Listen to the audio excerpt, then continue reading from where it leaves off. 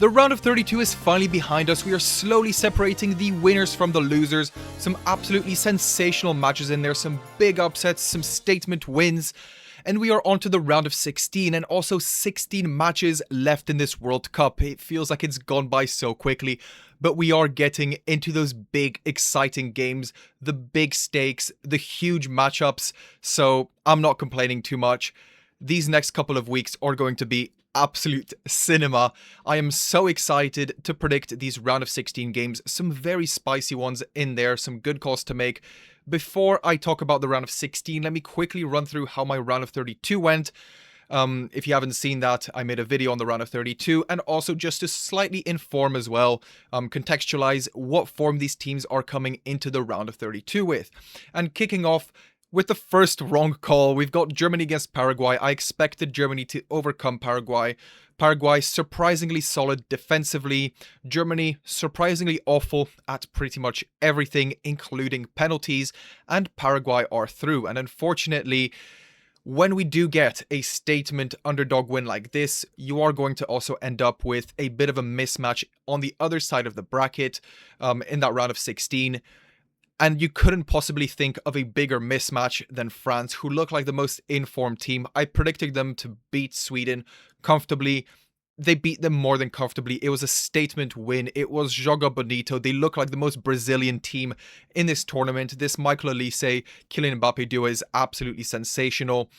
South Africa versus Canada, probably the lowest quality match of this entire round of 32. I did get it correct. I predicted Canada to win. They sealed it with a 92nd minute winner. Nothing very convincing against an opponent who themselves weren't very convincing.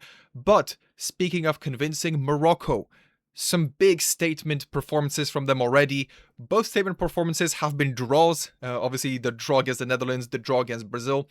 In both of them, they did look like the better team. Did not manage to get it over the line in regular time. Obviously, against Brazil, it ended as a draw. Against the Netherlands, it ended as a draw, but they took it in penalties. And one that I was very happy to predict correctly. I did not rate this Dutch team, and I was right to do so. Morocco go past them and into the round of 16. Portugal, Croatia, a game that ended up much closer than I thought, or closer than I thought. I predicted Portugal to win, but a very controversial ending, and Croatia unlucky to not make it into the penalty shootout with that late, to not equal it up to 2-2 with that very, very controversial offside decision. Spain against Austria, a very predictable one. Spain looked absolutely untouchable. Austria, I thought were okay. They looked like they couldn't even get close to the ball. USA, Bosnia. USA breeze past Bosnia, but Folarin Balogun does get sent off. Again, one that I predicted correctly. Belgium, Senegal. Here I predicted Belgium to go out, and despite looking like the worst team for 85 minutes, Senegal threw it away right at the end. 2 goals in 4 minutes. Senegal drop that 2-goal lead, 2-2, and an extra time. Belgium convert their penalty, and it doesn't even go to the penalty lottery. Belgium win 3-2 in regular time. Brazil, Japan, one that many people expected an upset in. I thought Vini would turn up, take the game by the scruff of its neck. It took him a moment. He definitely did. Brazil stepped up. Japan knocked out of the tournament. This game was absolutely fantastic as well.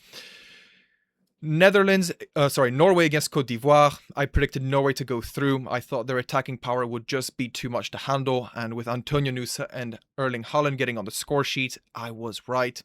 Mexico against Ecuador. I thought the Azteca would be too much for Ecuador to handle. A huge win for Mexico, who looked absolutely phenomenal against Ecuador and will be a big threat to England in that round of 16.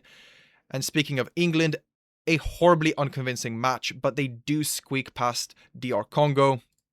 Argentina beat Cape Verde in one of the best games at this World Cup, 3-2 win. Australia. Obviously something that you always see at the airports. This is not Austria, this is Australia. Get knocked out by Egypt on penalties. Switzerland pretty comfortably beat Algeria, with Manzambi yet again being one of the standouts. Colombia beat Ghana, yet again not managing to find their shooting boots, but still looking very, very threatening. And finally, we can move over to the round of 16 predictions, beginning with this incredibly mismatched game, Paraguay against France. Paraguay did manage to upset Germany. Julian Nagelsmann, out of his depth, looked completely lost. 1-1, took it on penalties. Jonathan Tah doing his best Gabriel impression, sailing the ball over the crossbar. But I will say, this game isn't as positive for Paraguay in terms of being able to take this game to France. It wasn't an incredibly good defensive performance. It was also Germany looking very toothless, and to be honest, Germany could have well taken this in extra time. Jonathan Tah scored. It was very controversially disallowed. It probably would have finished 2-1 in extra time, but Paraguay got the benefit of that decision and did take it. Now, if they want to defend the same way against Mbappe and Elise, be my guest, it's not going to work. It's going to be an absolute slaughter. Kylian Mbappe, second top scorer in World Cup history, just behind Messi. Messi, who I think now is actually on 20 goals and not 19 after his goal against Cape Verde. But Mbappe, absolutely sensational this World Cup. And same thing with Michael Olise. All-time record for assists at the World Cup, 8. Michael Olise is already on 5 in a single edition. Absolutely insane. And Paraguay will look to this one performance against France in 1998, where José Chilavert was absolutely sensational, but even then they did not manage to hold on to the draw. Laurent Blanc, I believe, scored the winner in extra time. And yet again, against an even stronger offense, I don't think Paraguay will be able to hold on. I think it will be a very comfortable win for France, and Paraguay will be eliminated. Moving on to yet another one-sided match, Canada versus Morocco. Canada with that late winner against a very unconvincing South Africa. Unfortunately, this time they're not coming up against an unconvincing team. They're coming up against Morocco, who looked phenomenal against Brazil, who looked phenomenal against the Netherlands. And very simply, not too much to analyze here. I think it's going to be a mismatch of quality, and I think Morocco is going to take this. Canada are getting knocked out. Moving on to one of the big ones. Portugal against Spain, a rematch from the Nations League where we saw Ronaldo beating Lamine Yamal on penalties. A huge performance. Obviously, Spain coming off this statement win against Austria, absolutely played them off the park. Austria looked so defeated towards the end of the match. They had some hope in the first leg, but Spain put the game to bed. Absolute sensation. Portugal win it late against Croatia. 94th minute winner against 94th minute by Ramos, who came on, but not as convincing really. As much as Portugal did beat Croatia, there was that controversy in extra time. Obviously, it could have been 2-2. A very slight graze, according to the accelerometer inside of the ball, denies Croatia their equalizer. And Portugal squeaked through despite not being all that convincing, and they haven't been that convincing throughout their entire group stage. Spain, also a couple of games where they did not stand out. Against Cape Verde, obviously the 0-0. Against Uruguay, they could have been a lot more dominant. But overall, this pales in comparison to some of Portugal's performances. Against DR Congo, they were poor rather than unconvincing. Against Colombia, they got played off the park. This midfield of João Neves, Vitinha, and Bruno Fernandes got absolutely bossed by Colombia. James Rodriguez looked like by far the most technical player on the pitch against a duo of Champions League winners.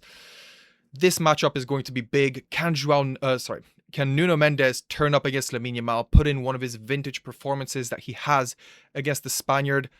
Who knows? He's not looked that good at this World Cup just yet. Whereas Spain, as much as I don't think they've blown away the opponents on the scoreline, I think the way they've looked in the midfield, the way they've defended has been nothing short of sensational.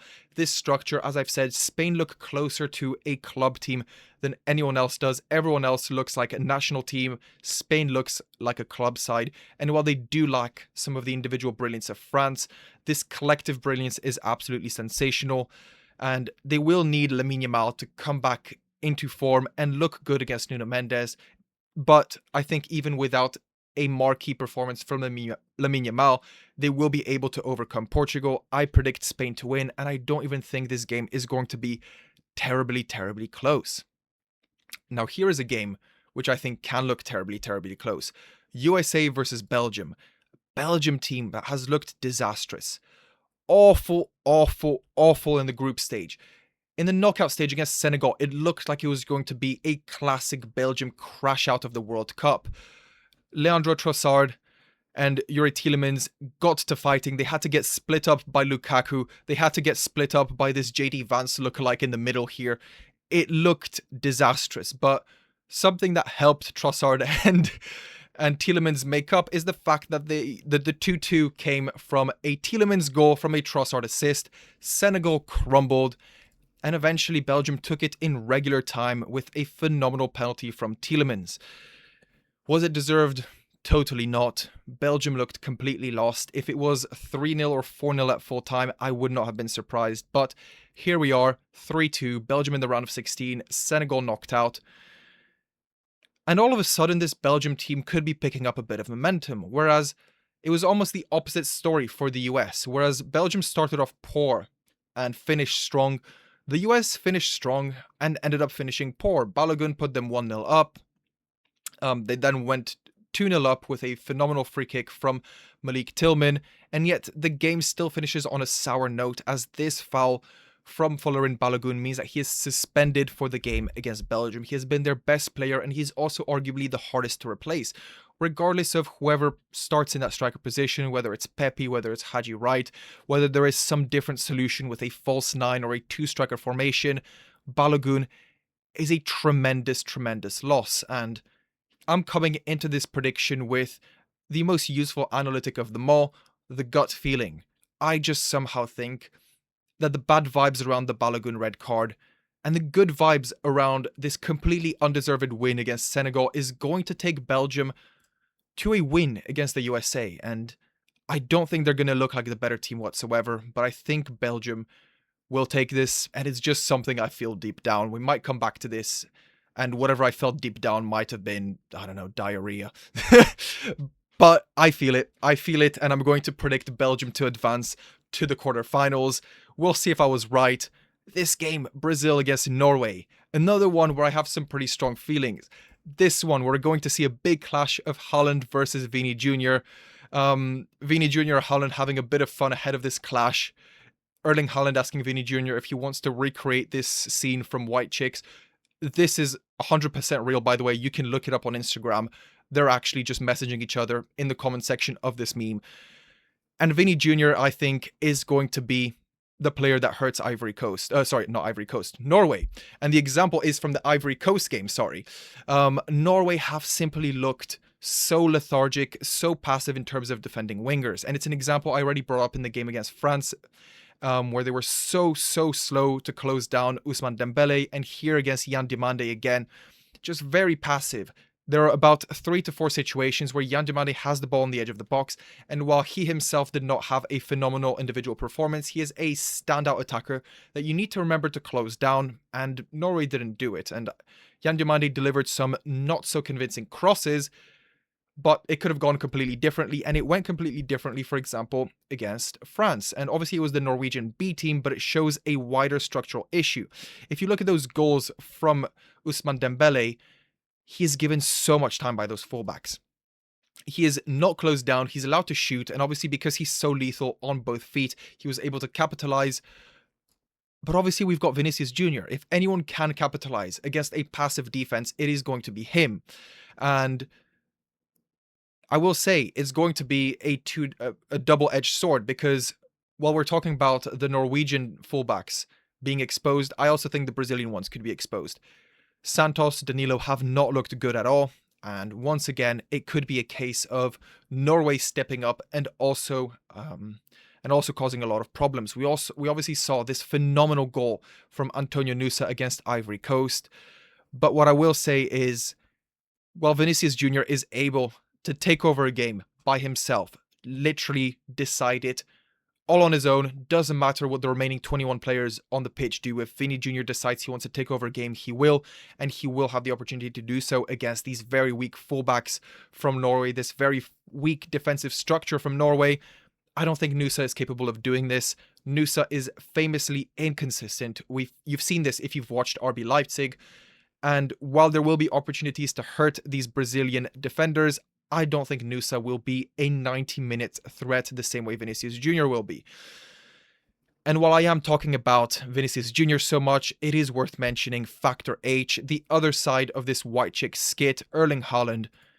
I mean, he's the only player in this ranking, aside from Ismail Assar, to not play for a top team. He's on 5 goals, playing for a team like Norway at this World Cup. His numbers for Norway, his numbers for Manchester City are simply out of this world, and he will be a big factor. And maybe, just maybe, if he has an outlandish game, there is a way for Norway to win this. But as it stands, I simply predict that Vinicius Jr.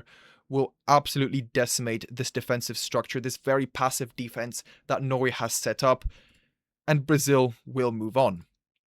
Mexico, England. I'm not going to speak too much about this game because we've seen so much about this game, everyone waffling about it. The Azteca and Mexico's record over it. At this point, it's been overstated. Yes, they have a phenomenal record here, but it's not like they've played Brazil every week. There are some weaker teams. They are phenomenal. They are unbeaten at the World Cup in this stadium, but it's not prime Brazil. Let's not push it too much. The elevation is a problem, and it is going to take some getting used to for the English national team, and they might struggle a bit with it, but people are pushing it too far because people are talking about the weather, a hot, stuffy Azteca. Have you even checked the weather? It's going to be mid-20s. It's going to be a pleasant match. It might even rain. There might even be a thunderstorm, so the game might be pushed a little bit back. Mexico, as much as it's going to be a hostile performance, as much as they've looked very, very good, I still think this English team is going to turn up because of Sir Harry Kane. He is up for knighthood. I've seen some British MPs trying to ask Harry Kane should get a knighthood. I 100% agree. He is the greatest English player ever. He turned that game against DRC on its head, on his own. He is absolutely sensational. Give him the Ballon d'Or. I think he has been the best player in the world this season. And Harry Kane will propel England against this Mexican team. This Mexican team who should not be underestimated. But I simply think England step up here.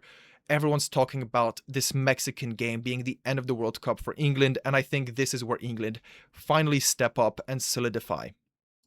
Next game, Argentina, Egypt. Egypt, who are good at penalties, it looks like. Australia are not, but Egypt are good at penalties. They do win. They do win against Australia after a match where they looked like the better team. They were unlucky to have to go all the way to penalties, but once they got here, they converted. Cool as you'd like. Very, very good penalties. And Egypt have looked decent, but I don't think decent cuts it. This Argentinian team keeps featuring in World Cup bangers. This game against Cape Verde was simply unbelievable. And as much as Cape Verde gave Argentina a lot of problems, Argentina won, and I think Argentina will continue winning. They've got Lionel Messi, the greatest player of all time, the player with 7 goals at this World Cup, and I think he's going to carry them against Egypt, this Egyptian team which has struggled to make some chances. Marmoush, who was supposed to step up and take over from Salah, is still looking worse than Salah. This Egyptian team, as much as they looked good against Australia, I think will be pretty toothless against Argentina, and that's not necessarily an insult to Egypt. Very simply, Argentina are a phenomenal team.